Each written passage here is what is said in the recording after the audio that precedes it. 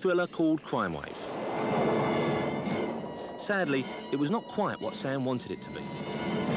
The problem with that movie, one of its many problems, was it didn't know what it was about. It was a comedy, it was a drama, it was an adventure picture, it was a love story, and it turned out to be none of the above. But what did you intend it to be? I wanted it to be the ultimate picture of entertainment. To thrill, chill, make the audience laugh, cry, scream. They screamed for their money back.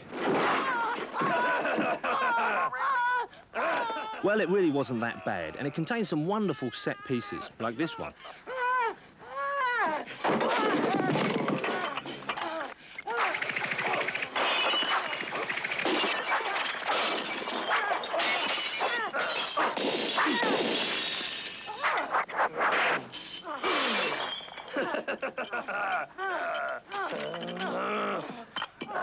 I'm gonna tear out your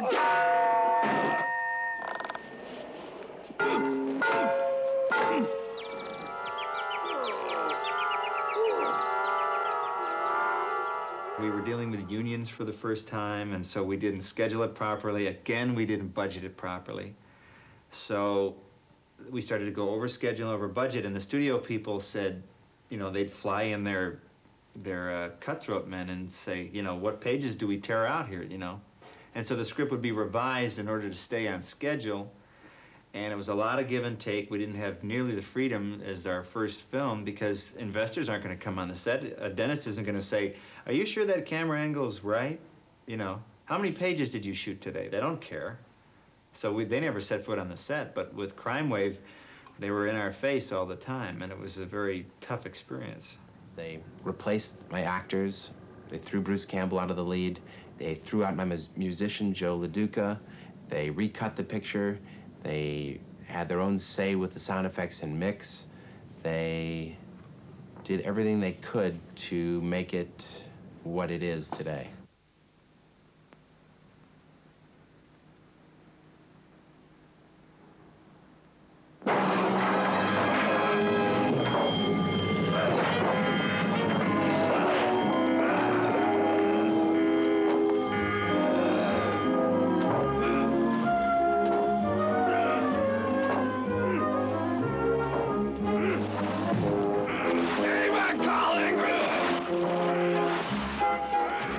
Despite the problems he had in making it and its subsequent failure at the box office, Crime Wave still has many moments of great originality.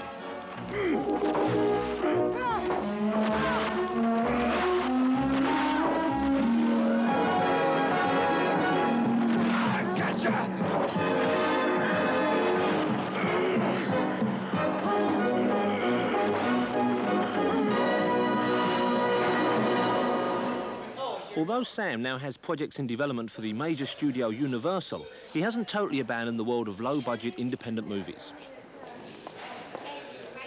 Here we are in downtown Los Angeles, on the set of Night Crew, a new shocker directed by Sam's old school friend and co-writer, Scott Spiegel. Sam, tell us what you're doing here today. What are you working on? This is a movie Scott's making called Night Crew, horror picture, and I play a small role of Randy the Butcher. He does cute things like eat olives, and the killer's placed a eyeball in the jar of olives. He's just about to eat it, and, well, you'll see the movie.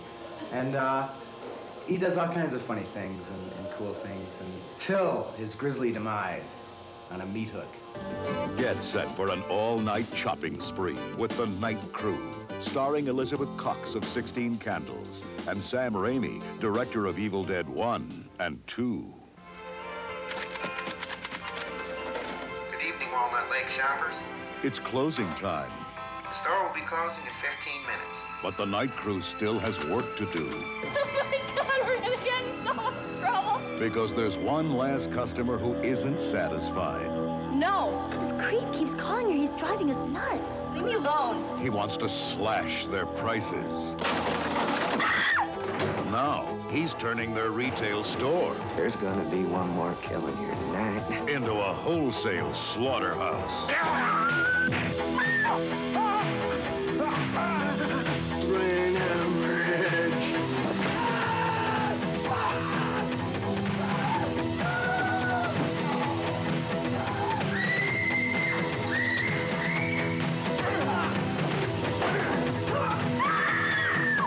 I'm just crazy about this store. Night Crew. Thank you for shopping at Walnut Lake Market. This is Night Crew, and this actually aren't what you think they are. This has nothing to do with a cow. These are human parts. Which one of those was Sam? Let's see. Well, the ham's not here, so. Just kidding. A little joke. Any idea where it might be? Fine. Okay, fine. Just let's do it. It should be here. Ready? Let me know when the camera is ready to reload, okay? Sam? Yeah. Hey, buddy, you don't need to go in that meat cooler. I can't see that door opening. Okay. So. You got it. Now maybe? You Wait a got it, minute. Frank. I lied. Just do your motions just like you did before. I lied. Okay. You want any different? I'll give you whatever you want. No, it's just fine. Do you enjoy acting in other people's movies? Yeah, I do. I especially do because it serves as very good instruction for me as a director. Because I can, as an actor, I hear direction and I think, oh, I see. Actors need more direction than he's giving here, or, gee, I'm really glad he said that. Because I wouldn't have as a director, and I realized that an actor would need that here. So I learn, I'm always learning bits and pieces about directing from just being in them. Guys, whenever you're ready, please. Okay. Here we go. It's like And just under. It's like two. This stuff is two. Okay. ready? All right. Speed. Okay. Marker. Action.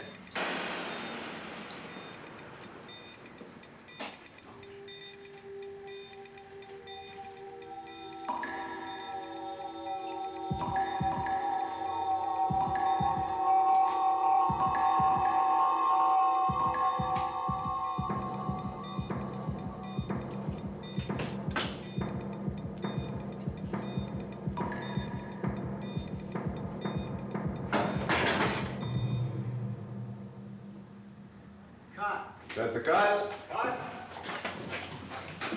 How was it? David, I think you have to change the name. When you came to write The Evil Dead 2 with Sam, what were you trying to do? How were you trying to make it differently to the first film? Well, Sam and I were just trying to figure out, there's only so many things you can do in the horror genre without just repeating yourself. And we just thought that we might just make it as wild and maniacal as we humanly could. So we just went overboard, just over the top with everything. Some humorous, some gory, some scary.